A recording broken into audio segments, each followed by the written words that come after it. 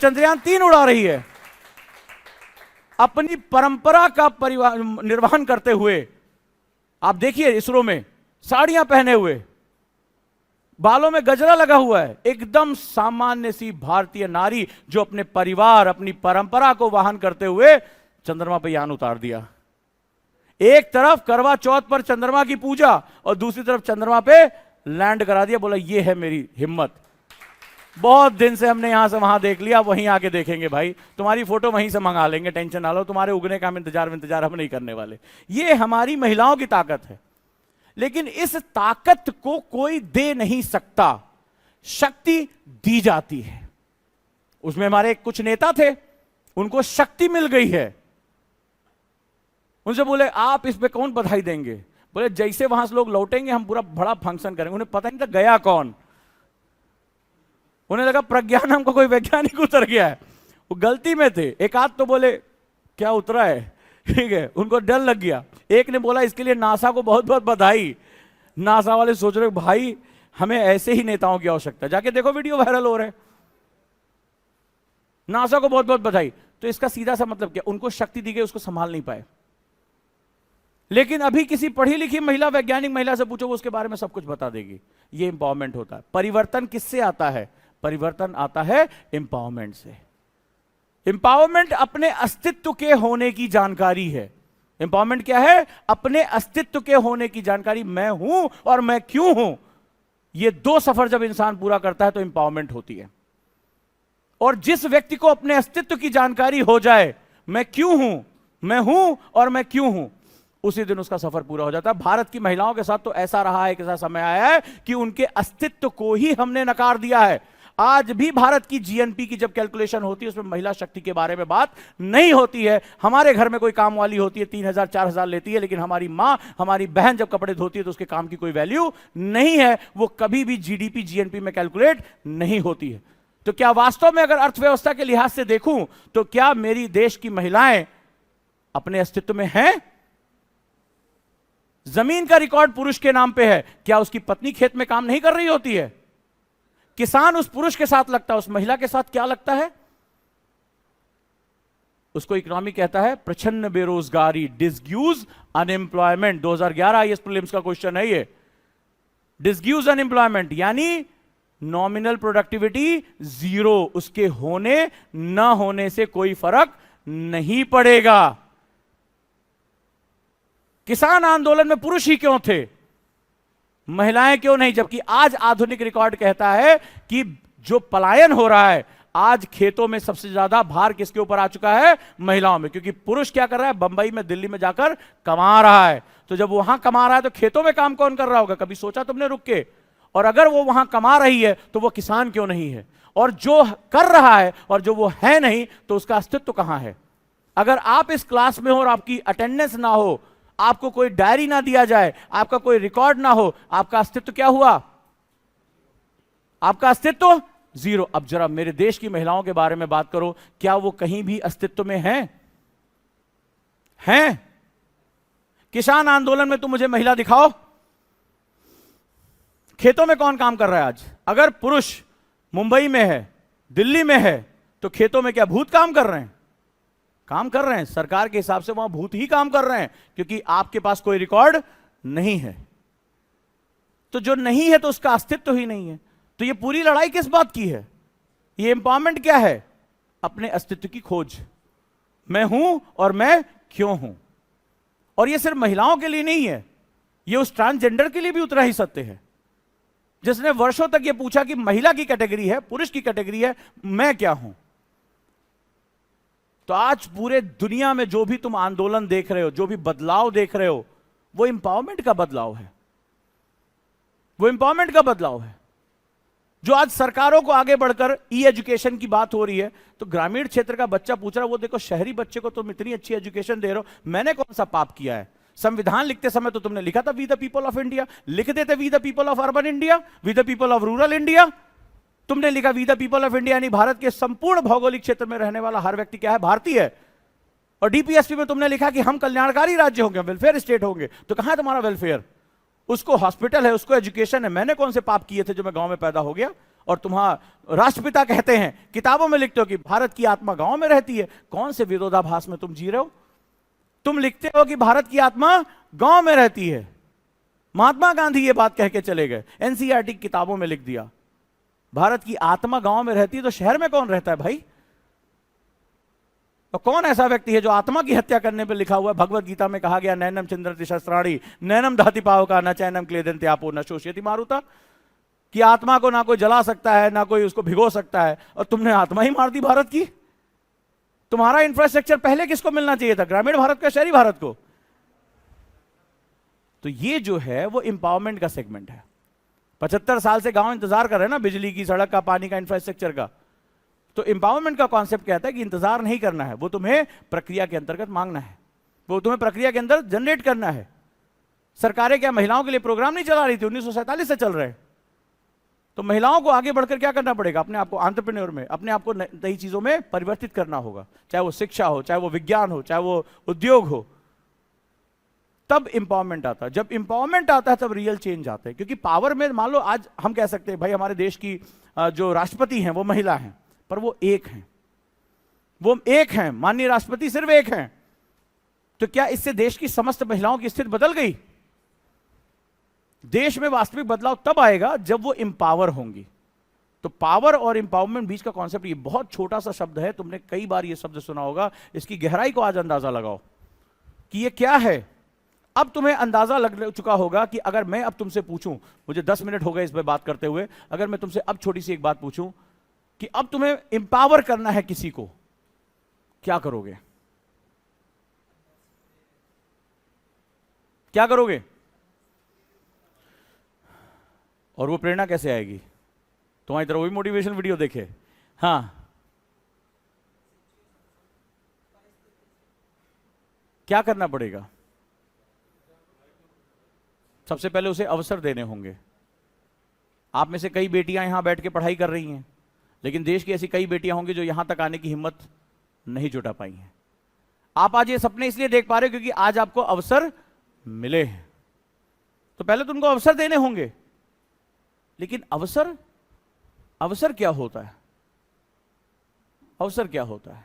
अब मैं तुम्हें यूपीएससी दिखाता हूं। एक शब्द को पकड़कर यूपीएससी क्या करता है। आपको अवसर देने होंगे, अपॉर्चुनिटी। कितना आसान है, कितने आसानी से मैंने बोल दिया, तुमने सुन लिया। तुम भी जाके किसी को बताओगे, अवसर देने होंगे। अच्छा, एक हमारी बेटी है, सुना होगा, अभी छोटा सा एग्जांपल लेता हूं। इसको पढ़ने का अवसर मिल गया, इसको पढ़ने का अवसर मिल गया, पढ़ लिया इसने बहुत अच्छे से। अच्छा, मार्केट में नौकरी भी निकल गई, उसने आवेदन भी कर दिया, अरे वाह, नौकरी भी लग गई। दिक्कत यह है, मां बाप भेजने को तैयार नहीं हो रहे। क्यों? क्योंकि शाम होते ही कुछ उपद्रवी तत्व भयानक गड़बड़ियां करते हैं। इसके सामने सुरक्षा का बड़ा प्रश्न आ गया है। एक दो बच्चियों के साथ गलत हादसे हो गए, मां बाप ने भेजना बंद कर दिया। इसके लिए अवसर है ये? आप में से किसी न किसी को यह सामना करना पड़ा होगा, यह सुना होगा आपने। और अगर ये बहुत बढ़ जाए तो मां बाप तुरंत बेटी की शादी करना शुरू कर देते हैं। शादी कर दो, पढ़ाओ नहीं इसको। हमारे देश में अभी भी है, अगर कोई गलत घटना होती है तो सबसे पहले ये बताया जाता है लड़की ने कपड़े कैसे पहने थे, उसका चरित्र कैसा था। जिसने ये पाप किया उसके बारे में हम बात नहीं करते हैं। तो अब मुझे बताओ कि पढ़ भी गई, नौकरी भी लग गई, बट लैक ऑफ सिक्योरिटी, क्या इसको तुम अवसर कहोगे? तुम इसको अवसर कहोगे? क्या अगर आपके घर में बहन है, आपके घर में कोई बेटी है, बच्ची है, उसको ऐसे क्षेत्र में भेजोगे कि जाओ, राइट, जाओ और जाओ यहां पे नौकरी करो, भेजोगे? नहीं। तुम्हें भी पता होगा शाम को 6 बजे के बाद मम्मी का फोन बजना शुरू होता है, बेटा कहां हो, 10 मिनट लेट हुआ, दरवाजे पे सब लोग नाचना शुरू कर देते हैं, कहां हो, हुआ है? हाँ, तो इसको अवसर नहीं कहते। सुरक्षा भी हो गई। अगर अवसंरचना नहीं है, इंफ्रास्ट्रक्चर नहीं है, फिर आने जाने के लिए बस नहीं है, टेम्पो नहीं है, तो तुम उस अवसर का लाभ उठा पाओगे? नहीं उठा पाओगे। तो आपको ये पता होना चाहिए कि जो अवसर वर्ड हमने यूज किया बड़ा गहरा है, बहुत डायमेंशन है इसके। तो ये चीज आपकी समझ में आना चाहिए कि अवसर बोल देने से नहीं होता, इसके कई फैक्टर्स होते हैं। अभी आप ही से कह दूं नक्सलाइट इलाके में चले जाओ, बढ़िया जॉब दे रहे हैं, बढ़िया पैकेज दे रहे हैं, बाढ़ में क्या पैकेज, हम सर यहाँ जोमेटो में पिज्जा देखेंगे, जान है तो जहान है, पता नहीं कहां निपट जाए किस कोने पे। क्यों? हम आपको अवसर दे रहे हैं यार, लाखों का पैकेज दे रहे हैं आपको, तब को सर जान से बढ़ के कुछ है, जान है तो जहान है। क्यों? सिक्योरिटी कंसर्न आ गया। तो अवसर के बहुत डायमेंशंस होते हैं, ये उतना आसान नहीं है कि जितना आपने बोल दिया और वो हो गया। जरा नॉर्थ ईस्ट की बच्चियों से पूछो, स्कूल जाओगी? बोले हाँ जाएंगे। सरकार ने दूर पहाड़ी के पार एक जो है वो स्कूल बनाया है, नदियां पार करके जाना पड़ता है, जंगल पार करके जाना पड़ता है। जाएगी वो बच्ची? आप जाके रिपोर्ट पढ़िए कि कुछ समय के अंदर बच्चियों की पढ़ाई रोक दी जाती है। क्यों? क्योंकि वहां इंफ्रास्ट्रक्चरल कंस्ट्रेंट्स हैं। आने जाने में इतना समय लगता है कि मां बाप को लगता है कि बच्चियां अपना समय वेस्ट करी। मैं नहीं, रिपोर्ट कह रही है। बच्चियां इतना समय वो बर्बाद हो जाता है कि वो घर के काम नहीं कर पाती हैं, इसीलिए स्कूल की पढ़ाई उनके लिए वेस्टेज है। क्योंकि जो नदी पार करने, पहाड़ पार करने, जंगल पार करने में उनका बहुत अधिक समय बर्बाद हो जाता है, और उनको पढ़ाई के साथ घर के भी बड़े काम करने होते हैं।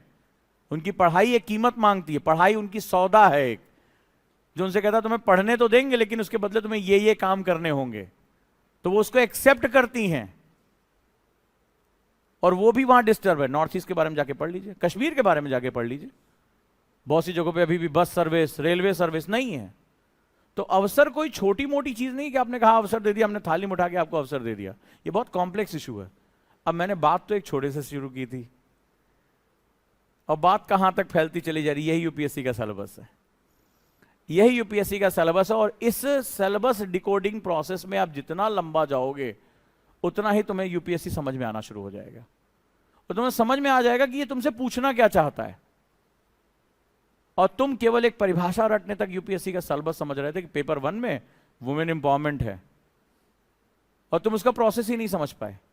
तो ये बहुत जरूरी है कि मैं लगातार यहां पर सिलेबस एनालिसिस की क्लासेस कंटिन्यू करके रखूंगा, और वो आप इसके साथ लेकर चले। अब मैं आमंत्रित करना चाहूंगा अपने मेंटर्स को, अपने टीचर्स को, पूरी टीम को, उसके बारे में अब बात हो, और किस तरीके से हमारी जैसे कल की जो क्लास होगी द हिंदू को लेकर क्लास होगी। न्यूज़पेपर रीडिंग बहुत लोगों को आती ही नहीं है, इसके साथ साथ मेंटरशिप क्या है और ये स्प्रिंग थ्योरी कैसे हम इस्टेब्लिश करेंगे यहाँ पे, उसके बारे में हम बात करना चाहते हैं। मैं सभी लोगों को आमंत्रित करना चाहूंगा, प्लीज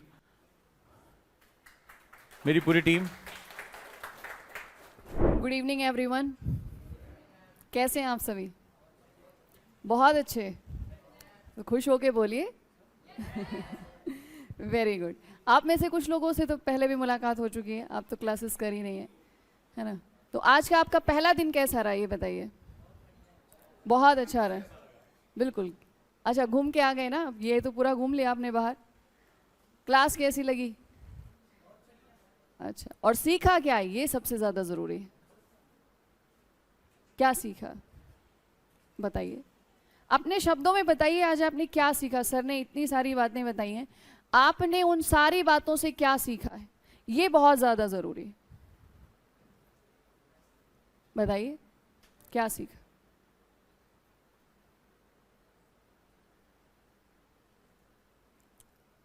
शब्द नहीं है या फिर सीखा नहीं है? सीखा है ना, शब्द भी है ना? हाँ तो बताइए बुलंद आवाज में। का तरीका, किसी भी चीज को समझने का जो प्रैक्टिकल एस्पेक्ट होता है वो सब सिर्फ थ्योरी पर काम ना करके प्रैक्टिकल एस्पेक्ट पे काम करते हैं, उसको समझते हैं, उसको एनालाइज करते हैं।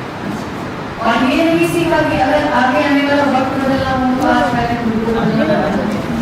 सीखा ना? ये भी सीखा कि वक्त की कितनी ज़्यादा अहमियत होती है, कि अगर आज की डेट में सबसे ज़्यादा कीमती चीज़ अगर कोई हो सकती है तो वो क्या है?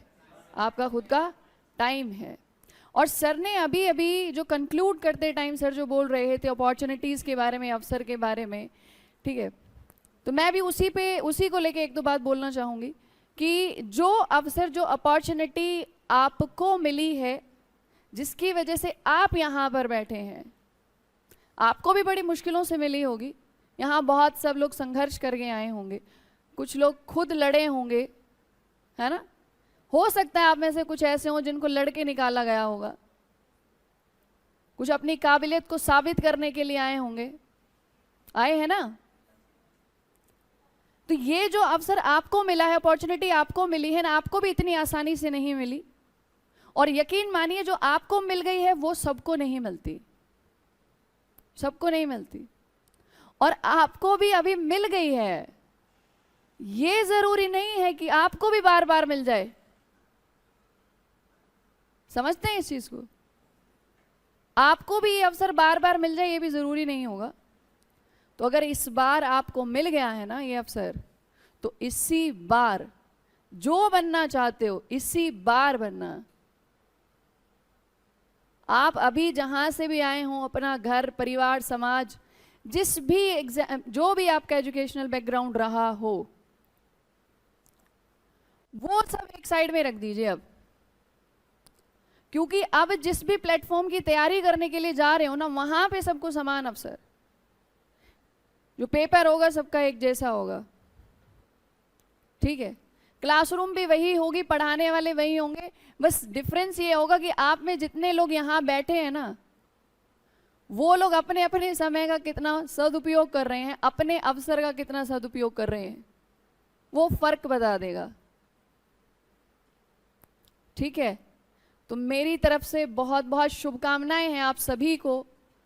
और मैं यही कहूंगी कि अपनी अपॉर्चुनिटी को बिल्कुल सही तरीके से इसको इम्प्लीमेंट करिएगा। बिल्कुल भी पलट के नहीं देखना, किसी भी कमी के बारे में नहीं सोचना, क्योंकि आप सब जानते हो आप सबका लेवल अभी यहाँ है और आपको जाना बहुत आगे है, बहुत ऊपर जाना है। तो जब सपना इतना ऊंचा देखा था और देखते टाइम अपने मन में ख्याल आया था कि मैं कर सकता हूं, तो करते वक्त मत सोचना बिल्कुल भी कि ये कमी है, बहुत पढ़ना पड़ता है, परेशान हो गए हैं, क्योंकि मेहनत तो करनी पड़ेगी, संघर्ष तो करना पड़ेगा। जब एग्जाम में आप लोग बैठते हो तो उस एग्जाम में ऐसे लोग भी बैठते हैं जो ऑलरेडी सिलेक्ट हो चुके हैं, अपनी रैंकिंग थोड़ी सी हाई करने के लिए बैठे हैं, समझ रहे हो, जो पहले से सिलेक्ट हो चुके हैं, लेकिन फिर भी क्या करना है उनको, हाई रैंक पे जाना है ना, तो वो क्या कर रहे हैं, दोबारा से अटेम्प्ट दे रहे हैं। ऐसे भी लोग बैठेंगे आप लोगों के साथ जो मेंस क्लियर कर चुके, इंटरव्यू दे चुके, किसी वजह से सिलेक्शन की लिस्ट में नंबर नहीं आया, और उसी भीड़ में आप भी होंगे एग्जाम देने वाले। वो लोग ऑलरेडी आपसे आगे हैं, अगर यही सोचते रहोगे पूरे साल तो नहीं पढ़ पाओगे। किसका क्या इकोनॉमिक बैकग्राउंड है ये सोचते रहोगे तो नहीं पढ़ पाओगे। एजुकेशनल बैकग्राउंड क्या रहा है ये सोचोगे तो नहीं पढ़ पाओगे। ये सोचना कि जिस दिन वो एग्जाम होगा उस एग्जामिनेशन हॉल में क्वेश्चन सबके लिए बराबर होंगे, तो अब ये जो टाइम है ना, उस दिन से पहले का टाइम है, उसको अपने लिए यूटिलाइज करना, बहुत बेहतरीन तरीके से यूटिलाइज करना, पूरे एफर्ट्स लगा देना, ठीक है। कोई फर्क नहीं है आप सब में, आप सब बहुत बेहतरीन हो और साबित करने आए हो तो करो, ठीक है। मेहनत करने से घबराना मत, पहले से पता है कि बहुत मेहनत करनी है तो बीच बीच में याद दिलाने की जरूरत नहीं पड़े, समझते हो ना। वो कहते हैं ना कि अगर किसी भी चीज के ऊपर बाहर से फोर्स लगता है, एक एग्जाम्पल देती हूँ, अगर अंडे के ऊपर बाहर से फोर्स लगेगा तो क्या होगा, डिस्ट्रक्शन होगा ना, जो लाइफ है अंदर वो खत्म हो जाएगी। और जब अपने आप उसमें अंदर से फोर्स लगता है तो क्या होता है, लाइफ की शुरुआत होती है। तो वो आपको करना है, ठीक है। आपको पता है क्या अचीव करने के लिए आए हो, कैसे करना है ये आप भी जानते हैं। हम यहाँ पे उसी काम के लिए, आपकी मदद करने के लिए हैं। हमारे मेंटोर्स हैं, सारे टीचर्स हैं, सब सपोर्टिव हैं, और उजांग सर तो हैं ही सपोर्टिव, ठीक है। वो तो टाइम टू टाइम आपको गाइड करते ही रहेंगे। बस ये है कि जो काम आपको करना है उस दिन, जो एग्जामिनेशन हॉल में बैठ के आपको परफॉर्म करना है ना, उस दिन के लिए आप डे 1 से मेहनत करना, ठीक है। शिकायतों में वक्त नहीं गंवाना है, मेहनत करनी है, हर रोज सीखना है और अपने आप को यकीन दिलाना है कल मैं यहाँ था आज मैं यहाँ हूँ, प्रोग्रेस अपनी हर रोज चेक करनी, ठीक है। So all the very best to all of you. ये जर्नी आपके लिए बहुत ही ज़्यादा सक्सेसफुल रहे, यही मेरी हम सब की तरफ से ये शुभकामनाएं हैं आप सभी को। Thank you so much.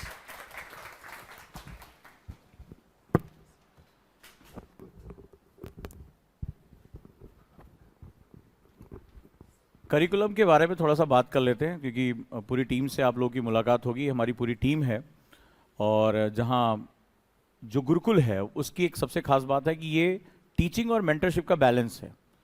ज़्यादातर हम ये समझते हैं कि इंस्टीट्यूट सिर्फ टीचिंग के लिए जाने जाते हैं, लेकिन सिर्फ टीचिंग ही नहीं, हमें आपको बदलना भी है, और उसके लिए हमें आपको एक टफ मॉड्यूल में डालना पड़ेगा। तो गुरुकुल का जो करिकुलम होता है वो बहुत ही टफ मॉड्यूल से होकर गुजरता है, और एक पर्टिकुलर शेड्यूल आपको फॉलो करना पड़ता है। इसके साथ साथ टीचर के साथ साथ एक पूरी टीम मेंटर्स की रहती है, जो आपकी डायरी चेक करना, आपके आंसर्स पे काम करना, आपका शेड्यूल मेंटेन कराना, द हिंदू और उसके क्वेश्चंस, आपके क्वेश्चंस। तो आप एक हर समय आप एक बहुत ही टफ मॉड्यूल से होकर गुजरोगे। आप आश्चर्य करोगे कि आप जब घर जाओगे तो आपको लगेगा शायद क्लास से छुट्टी मिल चुकी है और अब ज़्यादा कुछ करने की ज़रूरत नहीं है, लेकिन आपके घर पे आप 4 घंटे 5 घंटे में आप क्या पढ़ोगे, लाइब्रेरी में इसका भी मॉड्यूल यहाँ से जाता है, यानी वो भी, और उसमें आपको डे शेड्यूल दिया नहीं है, आज आपको एक दिन में इतना पढ़ना है। और आप सोचोगे नहीं पढ़ रहे हैं, पढ़ें, कौन देखने वाला है, ज़्यादातर लाइब्रेरीज में ऐसा ही होता है। बट यहाँ जब अगले दिन आप आओगे तो हम पिछले दिन के होमवर्क से आपसे क्वेश्चन पूछना शुरू कर देंगे, यानी आपके पास ना क्लास में बचने के लिए कुछ है और ना घर पे बचने के लिए कुछ है। तो करिकुलम आपका ऐसा चलेगा कि कल आपकी जो है वो द हिंदू से लेकर मेंटरशिप की क्लासेस होंगी। हमारे सारे फैकल्टीज और सारे मेंटर्स आपके साथ जुड़ेंगे। कल जो आपकी क्लास होगी कि न्यूज़पेपर को कैसे पढ़ना है, एक साल में सबसे इंपॉर्टेंट टॉपिक्स कौन से रहे, वो मैं कल हम लोग पूरी टीम डिस्कस करने जा रही है। मेंस में कैसे क्वेश्चन बनते हैं, और न्यूज़पेपर को हैबिट कैसे बनाते हैं। ठीक है, न्यूज़पेपर को हैबिट कैसे बनाते हैं। आप लोग थोड़ा सा सर साइड हो जाएं ताकि बच्चों को देखने में आसानी रहे। तो ये बहुत ही इंपॉर्टेंट एक जो है वो फंडा है जो आप लोगों को समझना पड़ेगा। क्लियर है? तो आप कल से जो आपका एक रेगुलर सेगमेंट, और फिर मंडे से फिर मैं सिलेबस एनालिसिस पे आ रहा हूं, क्योंकि उसके बिना अब आप काम नहीं चलेगा, और आपको अंदाजा हो गया होगा कि मैं क्या करने जा रहा हूं। ठीक है, मैं एक एक शब्द को तोड़ता जाऊंगा एक एक वर्ड के अंदर, फिर आपको लगेगा ये 4 पन्ने नहीं है, ये बहुत कुछ है। और जब ये सिलेबस की प्रक्रिया आपकी पूरी हो जाएगी, मैं बहुत ही ऑनेस्टी के साथ ये बात और बहुत ही आत्मविश्वास के साथ ये बात कह रहा हूं, न्यूज़पेपर आपका दोस्त हो जाएगा। आपको ये पता चल जाएगा मुझे यहां से क्या उठाना है, आपके बात करने का एटीट्यूड चेंज हो जाएगा उतने ही टाइम में जितने टाइम में आपका सिलेबस में आपकी कमांड करा दे रहा हूं। आज मैं दावे के साथ कहता हूं, आप जाइए और आप किसी भी अपने कलीग से बात करिए कि तुम मुझे वुमेन एम्पावरमेंट वर्ड के बारे में बता दो। बात कर सकते हो, आज ये बात पूछ सकते हो कि पावर क्यों नहीं यूज किया, एम्पावर यूज क्यों कर रहे हैं। हम पॉलिटिक्स के साथ पावर वर्ड यूज करते हैं, तो महिला के साथ हमें वाकई में उसको ताकत देनी है तो हम पावर वर्ड यूज करें। एक शब्द में बहुत कुछ बदल जाता है। अब आपको समझ में आया जाए, आपको आ चुका होगा कि शक्ति दी जाती है, हासिल की जाती है। एम्पावरमेंट एक प्रक्रिया है जिसको अपने बिना आप स्वयं के इन्वॉल्व हुए उसको हासिल नहीं कर सकते। आज आपको वो डायमेंशन पता चला होगा कि अपॉर्चुनिटी, आपसे किसी ने कहा महिलाओं को अवसर देना है, तो उसको यही एग्जाम्पल सामने रख देना कि लो भाई, एक महिला को हमने अवसर दे दिया। क्या अवसर देने से अवसर का फायदा उठाया जा सकता है?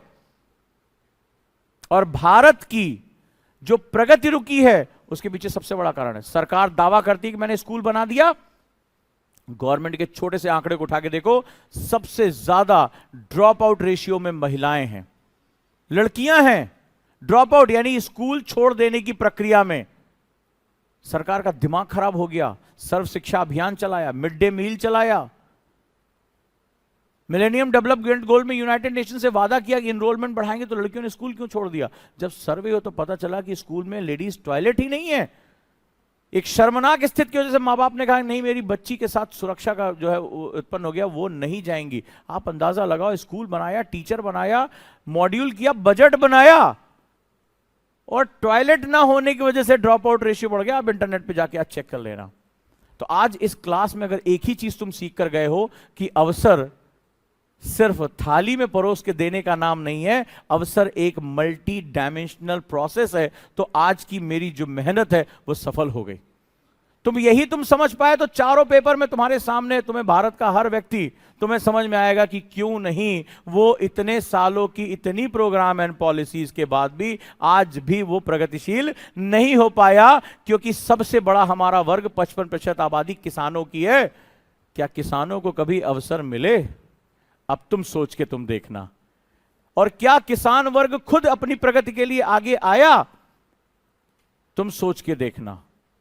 और अवसर अगर यही है, तो मैंने इंफ्रास्ट्रक्चर की बात की थी, जितनी देर में हमारा किसान, कभी गांव गए होगे तो तुमने देखा होगा गेहूं काट के, धान काट के खेत में डाल देते हैं, होता है गट्ठर। क्यों ऐसा करते हैं? क्योंकि घर में रखने की जगह नहीं है, कोल्ड स्टोरेज नहीं है, और अभी मंडी में जगह नहीं है कि जब फलाने वाले की ट्रॉली बिकेगी तो हमारा नंबर आएगा, क्योंकि बरसात के दिनों में तो सड़क भी नहीं है, इंतजार करना पड़ेगा कि पानी सूखेगा तभी तो धान, किसी कोई गांव का होगा उसको पता होगा। मंडी में लंबी लंबी लाइनें पड़ी है, तीन वो अपने साथ खाने पीने का सामान, स्टोव लेके जाते हैं कि वहीं बना के खाना पड़ेगा क्योंकि लाइन में लगे हैं। कभी जाओ मंडी। और जितनी देर में हमारा ये किसान ये प्रक्रिया पूरा करता है, चीन अपने लोगों अपना गेहूं प्रेरी से और चीन से सारा धान गेहूं कट के बंदरगाहों पे लद के विश्व बाजार में बिकने चला जाता है, जितनी देर में हम ये सारी प्रक्रिया शुरू कर रहे होते हैं। कभी गांव में गए होगे, तुम्हें पता होगा थ्रेशर वाले को रिक्वेस्ट करना पड़ता है, भैया वो कहता है लाइन में है, अभी जो है फसल कटने के लिए इतना टाइम है। तो तुम मुझे बताओ कि भारत का किसान क्या विश्व मंच पर दुनिया के किसानों के साथ टक्कर ले पाएगा? ले पाएगा? आप गाते रहिए, मेरे देश की धरती सोना उगले उगले हीरे मोती, गाना आप गाते रहिए, उसको अवसर नहीं दे पाओगे। और जब तुम उसको अवसर नहीं दोगे तो किसान कौन है? किसान कहां रहता है? अंटीलिया में? हाँ, हो सकता है किसी हीरो की बेटी जो है किसान के रूप में बहुत बड़े जमीन खरीद ले। किसान हमारा कहां रहता है? गांव में। तो किसान गरीब होगा तो कहां की अर्थव्यवस्था गरीब हो जाएगी? गांव की। हमारे गांव बहुत प्रगतिशील हो जाएंगे। तो अब आपको समझ में आ रहा, अगर ये प्रक्रिया आपको समझ में आई कि एक प्रश्न से दूसरी नॉलेज निकल सकती है, तो फिर आपका स्वागत है यूपीएससी में। और अगर आज ये क्लास में सीख नहीं पाए तो अंदाजा लगाइए अभी बहुत साल आपको लगने वाले हैं। अगर आज आप ये समझ गए कि कैसे एक शब्द से दूसरे ज्ञान की प्रक्रिया की शुरुआत हो सकती है, तो आप सभी का स्वागत है। लवासना का रास्ता यहीं सो के जाता है। आप सभी का बहुत बहुत स्वागत है। और मैं अपनी क्लास की शुरुआत में जाऊंगा कि जो प्रश्न नहीं पूछ सकता वो ज्ञान के सफर में कभी प्रवेश नहीं कर सकता। और प्रश्न पूछने का एक तरीका होता है, और वो तरीका यहीं से निकलता है। और मैं आपसे कहता हूं कि सिलेबस आज आप जहां हैं लिखिए, ये सिलेबस खत्म होते होते यूपीएससी के लिए आपका एटीट्यूड ना बदल जाए तो आप कहिएगा। सोचने समझने का तरीका बदल दूंगा यहां पे, और मेरी पूरी टीम इस पर लगातार प्रयासरत रहेगी। सभी से आपको मिलने का मौका मिलेगा, बातचीत करने का मौका मिलेगा। बहुत से लोग रक्षाबंधन के बाद आना चाहते हैं, तो 5 सितंबर से वो उनके पास समय है, वो लोग आ सकते हैं। जो लोग संदेश सुन रहे हैं, सो रहे हैं, जाग रहे हैं, जैसे भी हों। लेकिन अगर एक बार आ गए गुरुकुल में तो सोच समझ के आना, मैंने पहले भी समझाया था, ठीक है? बहुत अधिक दबाव से गुजरना पड़ेगा। पहला अटेम्प्ट कब देना चाहिए? जोश देखिए। देखो आज की डेट में जनरेशन जो है वो रील्स के भरोसे आ रही है, बुरा मत मानना, लेकिन यही है। और ज़्यादातर यूट्यूब मैंने देखा है बोले 1 साल में आईएएस की तैयारी पूरी हो जाती है, ठीक है? हर चीज़ के पीछे एक कारण होता है। बिना कारण के इस ब्रह्मांड में कोई चीज़ मौजूद नहीं है, चाहे वो अच्छी हो चाहे बुरी हो। मान लो आपके घर में कोई आईएएस ऑफिसर है, तो आपके घर में बड़ा अच्छा पढ़ाई का माहौल है, आपके पेरेंट्स हैं, आपके बहुत नज़दीकी लोग हैं जो सेवा में हैं या बहुत पढ़े लिखे हैं, तो आपको बचपन से तैयार किया जा रहा है इस बात के लिए। तय आपने देखा होगा ऐसे घरों में पहले से ही सब तय हो जाता है, अच्छे स्कूल, अच्छे कॉलेज, टीचर्स। वो 11वीं और क्लास में हिंदू पढ़ के एकदम रेडी हैं। ग्रेजुएशन हुआ, मेहनत की, सेलेक्ट हो गए। अब आज आपने पहली बार किताब उठाई है, सिलेबस से आप पहली बार रूबरू हुए हैं। आज पहली बार आपको लगा कि किताबें पढ़ी भी जाती हैं। समझना इस बात की गहराई को, क्योंकि हमने बहुत लंबे समय तक किताबों की जगह उसका सब्स्टिट्यूट ढूंढा था। कुंजी, क्रक्स बहुत बिकता है मार्केट में, किताब से ज्यादा क्रक्स बिकता है। हमने लंबे समय तक ये काम किया। आज हमें पता चल रहा है किताब हमें पढ़नी भी होती है। न्यूज़पेपर रोटी लपेटने की बजाय पढ़ने के भी काम आता है, और उसमें भी देश विदेश की खबरें पढ़नी होती। ये नहीं पता होता है कि किसका किसके साथ क्या चल रहा है। ये बहुत समय तक हमने अपडेट किया। तो अभी क्या है, अचानक से आप शून्य से शुरू कर रहे हैं। तो ऐसी कंडीशन में ऑब्वियस सी बात है आपकी यात्रा लंबी हो जाएगी। अब इन्होंने पूछा कब एग्जाम देना चाहिए। आप कभी भी अनड्यू प्रेशर क्रिएट नहीं कर सकते। जैसे मान लीजिए बहुत से लोग लेट आ रहे हैं, ठीक है, तो उनको अब नहीं सर बताइए अब जल्दी जल्दी करेंगे, तो आप अनड्यू प्रेशर क्रिएट करेंगे। आपको फर्स्ट अटेम्प्ट तभी देना चाहिए जब आप फर्स्ट अटेम्प्ट के लिए तैयार हों। क्योंकि मैंने जितने बच्चों से बात की उसमें वो फर्स्ट अटेम्प्ट को ट्रायल अटेम्प्ट समझते हैं। ये बहुत बड़ी गलती है कि लाओ यार ट्राई करके देखते हैं कि फर्स्ट अटेम्प्ट में होता क्या है, जबकि फर्स्ट अटेम्प्ट की एनर्जी हमारे पास दोबारा कभी नहीं आती है। फर्स्ट अटेम्प्ट सबसे सीरियस अटेम्प्ट होना चाहिए, भले चाहे वो 1 साल लगे 2 साल लगे। आप अपनी सिचुएशन बहुत अच्छी तरह जानते हो कि जब आप चीज़ों को समझ के लिखने की बोलने की कैपेबिलिटी क्रिएट कर लें, वो आपका फर्स्ट अटेम्प्ट होना चाहिए। अगर आप पहले से तैयारी करते चले आ रहे हैं तो इट्स गुड, और लग रहा है कि नहीं अभी अभी आज ही हमने अपना बिस्मिल्लाह किया, तब तो भैया मामला खराब हो जाएगा। तो आप खुद सोचिए कि आप कैसे एक्स्ट्राऑर्डिनरी चीज़ों को क्रिएट कर पाएंगे। सो ये एक बहुत ही ज़्यादा कॉम्प्लेक्स सिचुएशन हो जाती है। ऐसे में क्या होगा, अब जल्दी जल्दी करेंगे, इसमें नुकसान ज़्यादा होता है। नुकसान ये होगा कि एक बार हमने जो वो चीज़ गलत पढ़ ली ना, उसको सही करने में हमारा समय ज़्यादा खराब होता है, रैदर देन कि हम आराम से समझते हुए अच्छे तरीके से पढ़ाई करें। तो ये दोनों चीज़ें बड़ा मैटर करता है, क्योंकि हर स्टूडेंट की अपनी कैपेसिटी अलग अलग होती है। सो अगर आपका बैकग्राउंड कुछ इस तरह से है तो आप समय ना लें, आप कम समय में तैयारी करें। और आपको लग रहा है कि नहीं अभी हमने सब कुछ शुरू किया है, तो हमें उसको उतना समय देना चाहिए। ऑब्वियस ही बात है, ये संसार का नियम है और ये सबको पता है कि एक स्वस्थ बच्चा तभी जन्म लेता है जब वो 9 माह अपने माँ की गर्भ में रहता है। लेकिन अगर वो समय से पहले पैदा हो जाए तो उसके जीवन की संभावनाएं कम हो जाती हैं, और ज्यादा देर रह गया तो वो माँ के प्राण के लिए खतरा हो जाता है। तो ये जो समय का संतुलन है, जहां से हमने क्लास शुरू की थी, बड़ा महत्वपूर्ण है। तो प्री मैच्योर बेबीज नहीं बनना है भाई, दिक्कत हो जाएगी, जीवन का उसकी जो लाइफ सस्टेनेबिलिटी है कम हो जाती है। तो आपको किसी भी चीज में समय देना पड़ता है। जितनी बड़ी चीज के लिए आप आए हो उतना ज्यादा आपको समय देना पड़ेगा, और इसमें पूरे डेडिकेशन के साथ हर स्टेप को फॉलो करना पड़ेगा। अगर आपने कोई स्टेप मिस किया तो मामला साफ हो जाएगा। जैसे बहुत से बच्चे आजकल एक बहुत बड़ी गलती कर रहे हैं, वो मेंस को बहुत टाइम देते हैं, प्रीलिम्स को बहुत हल्के में ले लेते हैं। अब पता चला प्रीलिम्स में 98.6% बच्चे फेल हो जा रहे हैं। हर जगह एक परंपरा चल रही है। क्या परंपरा चल रही है? जाके आप कहीं भी जाके करिकुलम में चेक कर लो, पूरे इंडिया में एक परंपरा चल रही है कि पहले प्री कम मेंस के नाम पे मेंस पहले पढ़ाया जाता है। जनवरी तक ये चीज़ चलती है। जनवरी से बच्चों को होश आता है कि नहीं यार प्रीलिम्स का एग्जाम देना है, मई में पेपर है। जनवरी से हम अपना इंजन स्टार्ट करते हैं प्रीलिम्स की तरफ। 2-3 महीने में जब समय आता पता चला कि 13 लाख बच्चे तो केवल इसी स्टेज पे हैं, और फेलियर रेशियो कितना है इसमें? 98.6%। तो ये भी एक बड़ा गलत परंपरा हो जाती है। आपको हर स्टेप को बैलेंस करके चलना पड़ेगा। यही रीजन है हमने RFR शुरू किया, और यहां से डे 1 से RFR चल रहा है। एक तरफ हमारी फैकल्टी प्री कम मेंस लेके चल रही हैं, तो एक तरफ RFR चल रहा है, क्योंकि संतुलन बड़ा इंपॉर्टेंट है।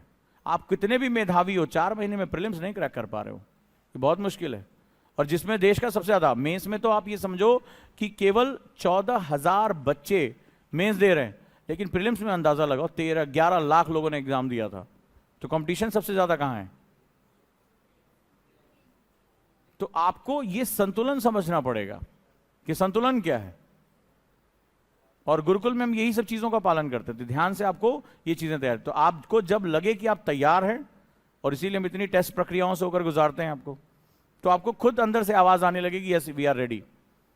और जब अंदर से डाउट हो तो आप समझ लेना कि अभी आपको हाथ नहीं डालना है। अनटिल अनलेस जब तक आपके पास ये केस ना आ जाए कि अब आपकी एज ही खत्म हो रही है, तब तो वो कहते हैं ना कि डू और डाई, वो that is a different thing. तो सोच समझ के आपको इसको तैयार करना है। लेकिन ये ध्यान रखना, यूपीएससी में हल्का फुल्का कुछ नहीं चलता है। यूपीएससी में आपको जो भी आपके हाथ में है बहुत गंभीरता से पढ़ना पड़े। इसीलिए 51% लाने वाला यूपीएससी टॉप करता है। दुनिया का कोई यूनिवर्सिटी आपको याद है कि 60% से नीचे लाने वाले को टॉपर या फर्स्ट डिवीजन कहा जाता है? कोई यूनिवर्सिटी याद है आपको? 60% लाओगे तभी तो फर्स्ट डिवीजन कहलाओगे। और यूपीएससी का टॉपर के मार्क्स 51%। यही है ना? कैसा एग्जाम है? जिसको दुनिया सेकंड डिवीजन कहती है उसको आप लोग टॉपर कहते हो। तो इस एग्जाम की कुछ तो खास बात है, वही बस समझ में आ जाएगा। और वो तुम्हें आज थोड़ा थोड़ा समझ में आना शुरू हो गया होगा कि इसमें कितनी लेयर्स हैं, वो तुम समझ गए। और मेरी उस लाइन को तुमने याद रख लिया कि इस यूपीएससी में तुम सिलेबस हो, और जिस दिन तुमने खुद को पढ़ना शुरू कर दिया उसी दिन तुम्हारी जर्नी वाकई में शुरू हो जाएगी। तुम सिलेबस हो, you are the syllabus, and when you are the syllabus, इसका मतलब है तुम्हें अपने प्रति क्या करना होना पड़ेगा, अवेयर होना पड़ेगा। और जब तुम अपने लिए अवेयर हो गए, बस तुम्हारी जर्नी शुरू। फिर लबासना बहुत आसान है, बहुत आसान है। वो तो सोए हुए लोगों के लिए मुश्किल है, जो ढकेल के चलाए जा रहे हैं, ठीक है। जो जाग गया उसके लिए लबासना बहुत आसान है। सेकेंड डिवीजन यूपीएससी क्रैक कर जाता है, कोई बहुत ज्यादा उसमें मैजिक नहीं है।